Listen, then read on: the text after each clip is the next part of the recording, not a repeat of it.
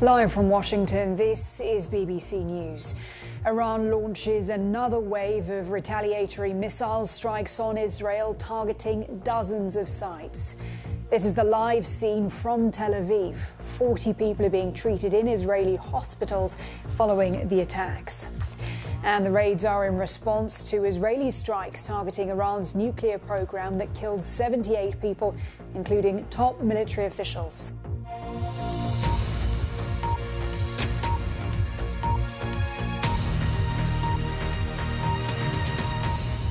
I'm Helena Humphrey. Good to have you with us. We begin with some breaking news.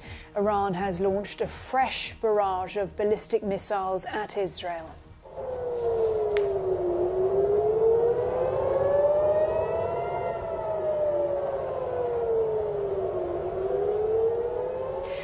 Well, this was the scene moments ago in Tel Aviv as another wave of Iranian retaliatory strikes set off explosions as well as air raid sirens across the city.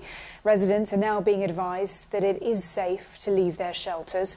Well, several of the projectiles were intercepted by Israel's defense systems, but earlier several Iranian rockets made impact, injuring 40 people. That's according to Israeli authorities. The army says that some of the damage resulted from shrapnel from interceptions by the Iron Dome missile shield. Now, the latest salvo is Iran's response to Israel's overnight attack on Iranian nuclear and military targets. Iran says that 78 people were killed and 320 were injured. And some of Iran's Natanz nuclear facility has been destroyed, including the above-ground plant. That is according to the International Atomic Energy Agency, which monitors that site. Our Middle East correspondent Lucy Williamson reports now on the situation from Tel Aviv as Israel braces for further retaliation. In bunkers and stairwells, they listened to Tel Aviv, under fire from Iran. Defences scrambling above a city of civilians and military bases. From ballistic missiles, arriving minutes after launch. Impacts felt inside shaking buildings. For the third time tonight, missiles are being fired at Israel, fired at Tel Aviv. This is the response Israel was expecting. And all across the country, people are listening to the sound of Israel and Iran at war. Missile defense systems were also activated over Jerusalem. Israeli media reported several impacts across the country, including near military sites. A direct hit to this building reportedly left people trapped inside. Israel began striking Iran overnight. The nuclear enrichment site at Natanz, one of the first to be hit. A target for Israel's prime minister for decades, hit in what he said was a last chance to stop Iran making a nuclear bomb. Air defences, missile sites, nuclear scientists and military leaders, including the head of Iran's armed forces, wiped out in a series of nationwide strikes. An attack involving 200 fighter planes working with covert intelligence teams at a secret base inside Iran. These pictures from Israel's spy agency are said to show commandos firing at a missile launcher during this morning's attack. Their prime minister said the clock on Iran's nuclear ambitions had run out. Moments ago, Israel launched Operation Rising Lion, a targeted military operation to roll back the Iranian threat to Israel's very survival. This operation will continue for as many days as it takes to remove this threat. For decades, the tyrants of Tehran have brazenly, openly called for Israel's destruction. In Iran, hundreds of protesters called for revenge. Iran's supreme leader said Israel had made an enormous miscalculation and that the consequences would bring it to ruin. They should not imagine that they struck and it's over. No. They started this. They launched a war. We will not allow them to escape unscathed from the major crime they have committed.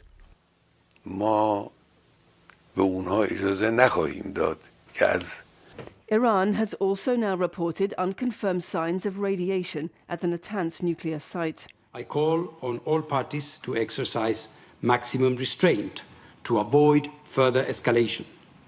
I reiterate that any military action that jeopardizes the safety and security of nuclear facilities risks grave consequences for the people of Iran, the region, and beyond. A former general in Israel's Air Force said there were limits to what military force could achieve. I think we can say pretty much easily this was the most complicated and actually complicated, probably dangerous operation that Israel ever did in its history. We have a huge military success, a huge one. Okay, what's the next step? Are we going to transform it to something that will say, okay, the region is safe for the next 50 years, not having any nuclear threats from Iran? Tonight, Israel was still striking across the country. This explosion filmed in West Tehran. Others reported at nuclear facilities in Esfahan and Fordo. Israel says Iran was secretly building a nuclear bomb. Too big a risk, it said. But Iran may now decide that negotiations won't protect it from attack, and that a nuclear weapon will. And our correspondent Ione Wells is in Jerusalem with her assessment on the reaction from Israel.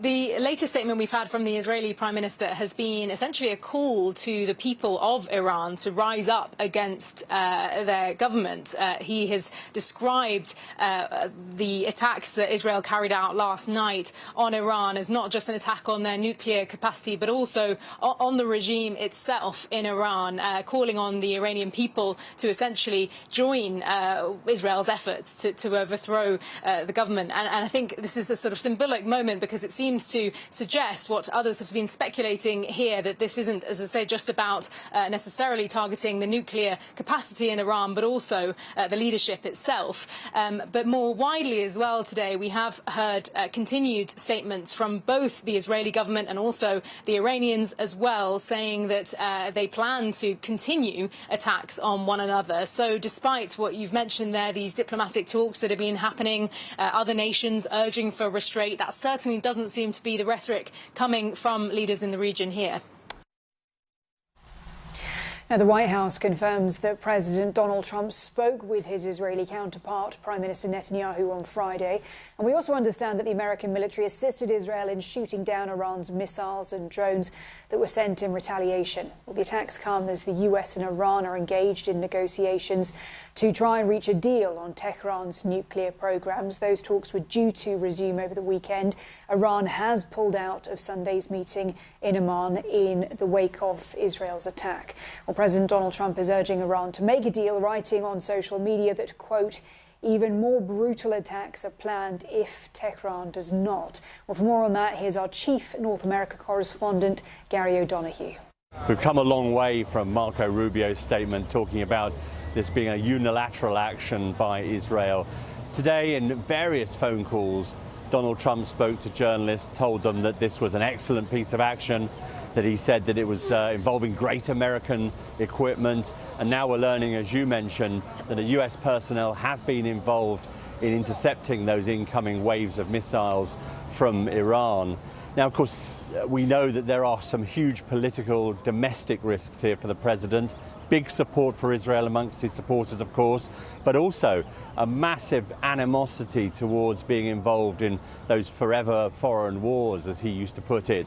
And those 40,000 US personnel in the region, more hardware going to the region. For many of them, that's going to look like a deepening of the involvement.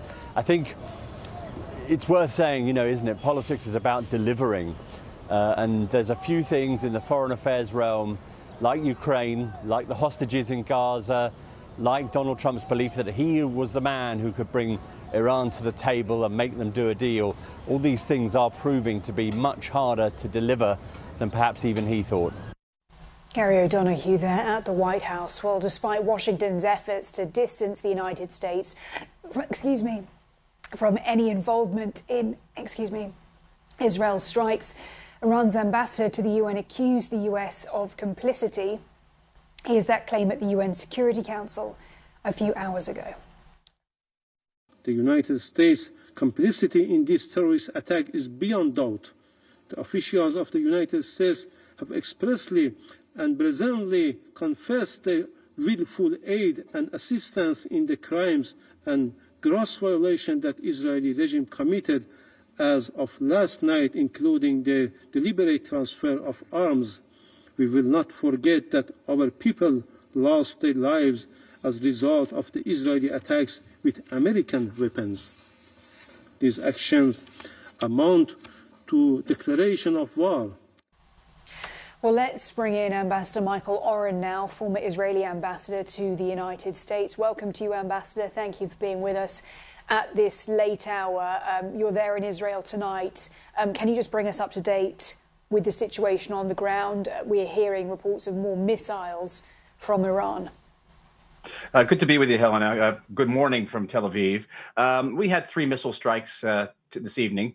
One of them hit rather close to where I'm standing right here. My family's in the secure room still for tonight, and we're braced for further ones. Relative to the previous 2 strikes by Iran in 2024, it was relatively small. In each of those strikes, Iran fired roughly 300 ballistic missiles at Israel, most of them intercepted. Tonight, less than 100, though some of those missiles got through and wounded 61 people, 1 person critically injured.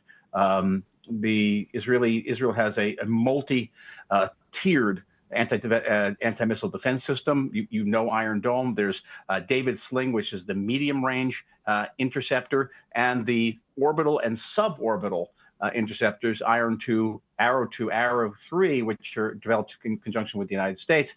And then on top of that, American forces, naval forces, air forces, interdicting Iranian missiles. Still, no missile umbrella is foolproof, and some rockets indeed got through, about 5 or 6.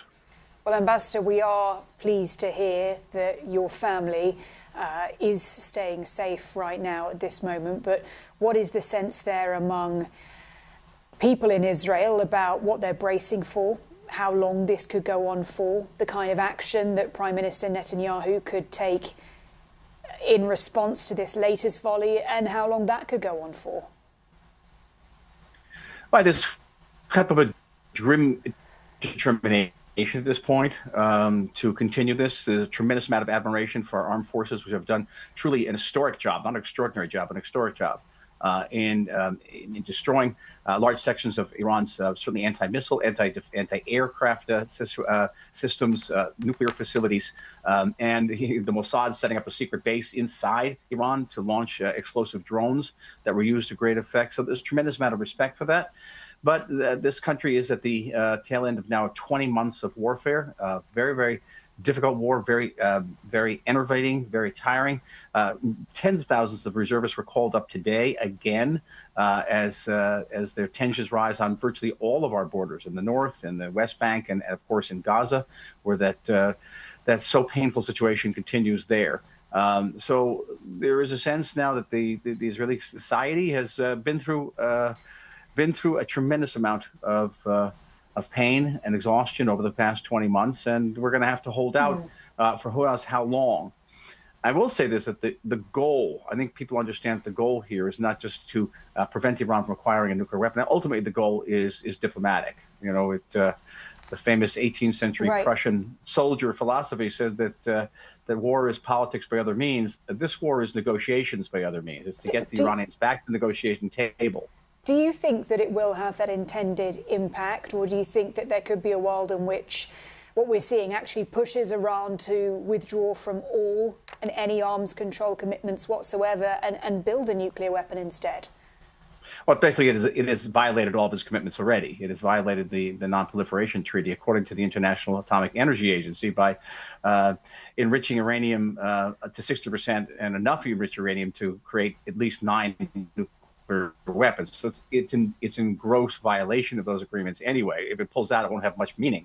I think the issue is whether Iran will try to break out and create a nuclear weapon, which would be a tremendous miscalculation, because the current American administration and previous American administrations have all stated unequivocally that will not allow Iran to get a nuclear weapon.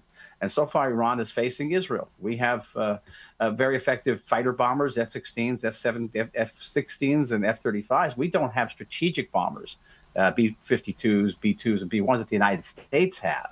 I don't think Iran would want to bring the wrath of those bombers down on its nuclear facilities. Ambassador Michael Oren, former Israeli ambassador to the United States in Tel Aviv tonight, in the morning there. Thank you so much for being with us. Thank you, Ellen. Okay. Around the world and across the UK, you're watching BBC News.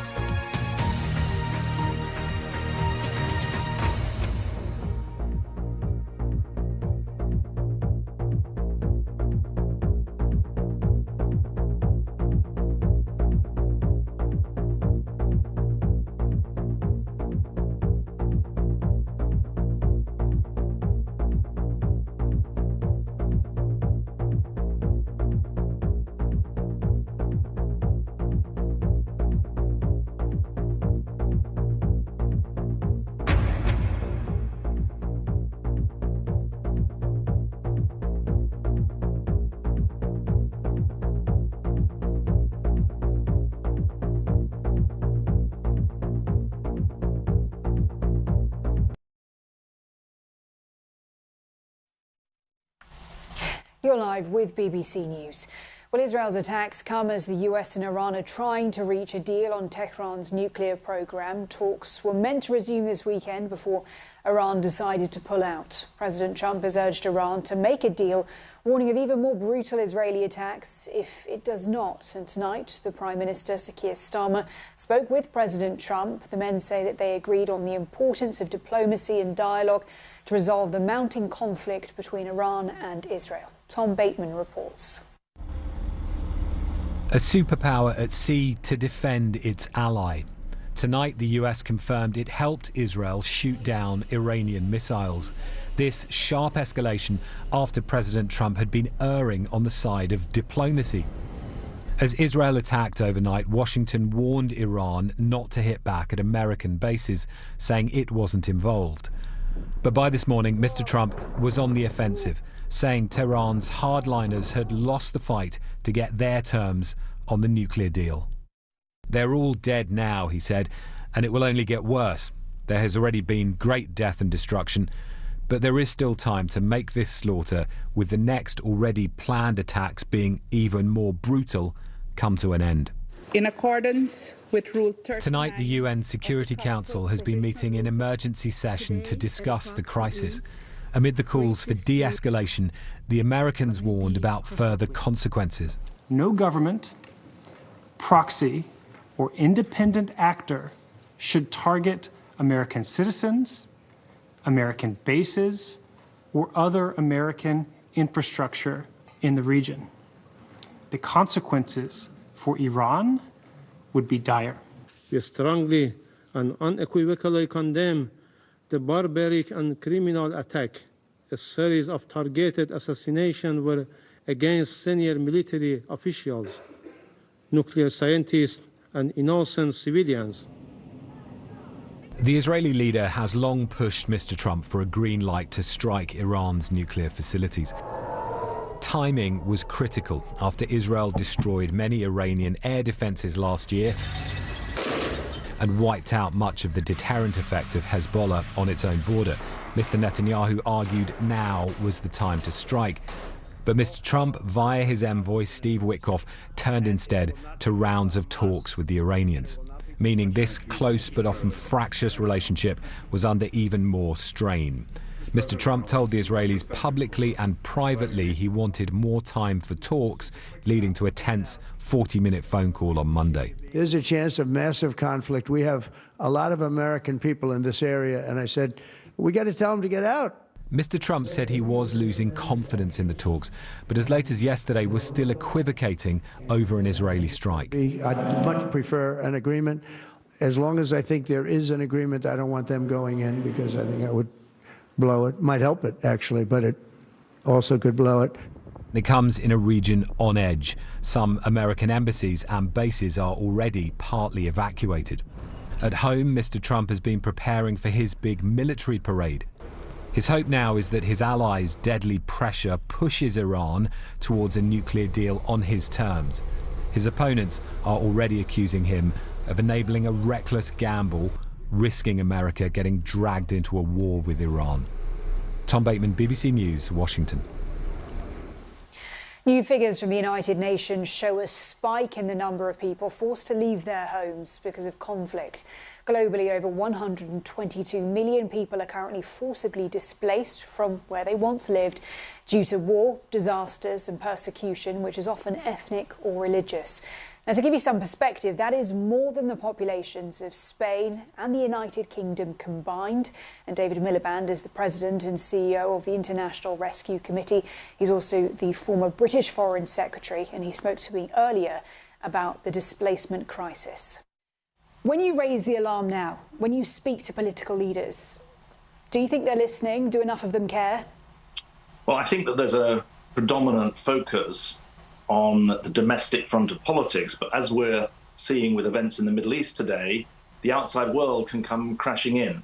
And I think it's very important to understand that the kind of figures that are produced by the United Nations, they measure only those people who are fleeing from conflict and disaster. So this is related to, but separate from, the whole debate about migration. Our point as a humanitarian non-governmental organization is very simple. First, these are real people, and there are lives at stake. There are lives at stake in many of the poorest countries in the world. 1/3 of the displaced people in the world come from just 4 countries, starting with Sudan, including Syria, Ukraine, and Afghanistan. But there's a second point as well revealed in the figures. 9 million refugees went home this year, and that's important as well. And we can talk about the Syrian case, but it's very striking that 450,000 people have gone back to Syria. That shows what happens when peace is restored. People do want to go home. You bring up the events that are happening in the Middle East as we speak. Some of the worst hunger crises, they're in places like Gaza, also the Democratic Republic of Congo. These are also among the biggest displacement emergencies that we're seeing. And I'm curious if you're seeing concrete impacts from aid cuts, the likes of which we've seen from the US, from the UK, being felt on the ground in places like that.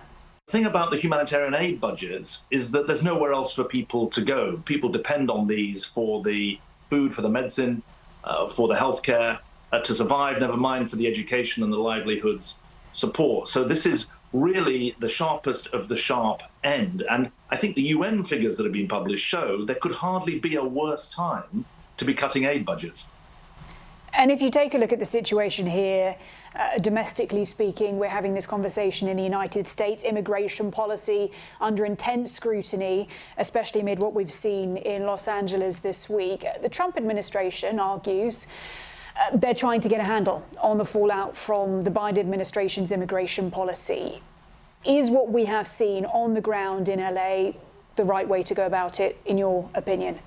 Well, there's a lot packed into that because, of course, immigration is separate from, though related to, refugee and asylum issues.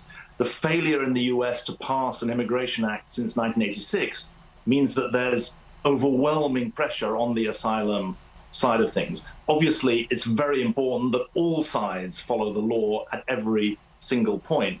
And there are massive constitutional issues that American levels of government, tiers of government, need to debate amongst themselves. Our point is that upstream around the world, there are crises that will spill over onto America's shores if they're not dealt with at home. And that's very, very important as we go forward and think about foreign aid and the future of foreign aid, given the administration's proposal to reduce it by about 85%. But specifically with some of those scenes that we've seen with the ICE raids, for example, in Los Angeles, I mean, do you consider that to be responsible leadership? I think the most responsible thing that I can do is not comment on things where I haven't got the details.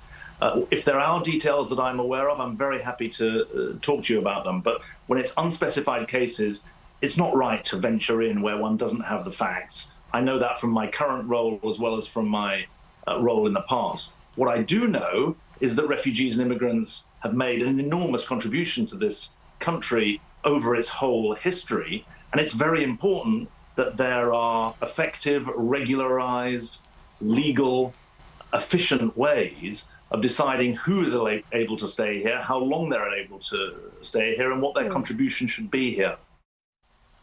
We want to leave you now with these live pictures that we have coming into us. These are the skies above Tel Aviv. Quiet now, but they have been punctuated by explosions as well as air raid sirens in the past hour as Iran launched another barrage of missile strikes. Several buildings were hit, including an apartment block in a residential neighbourhood there in Tel Aviv. And Israel's military said that Iran fired fewer than 100 missiles. Most were intercepted or fell short. It follows Israel's biggest ever military strike on Iran. Well, you are watching BBC News. You can always get the latest on our website, of course. That is bbcnews.com, where we're running that live page with regards to those strikes. I'm Helena Humphrey in Washington, D.C., and I'll be back at the top of the hour with the very latest. Join us then if you can. Bye for now.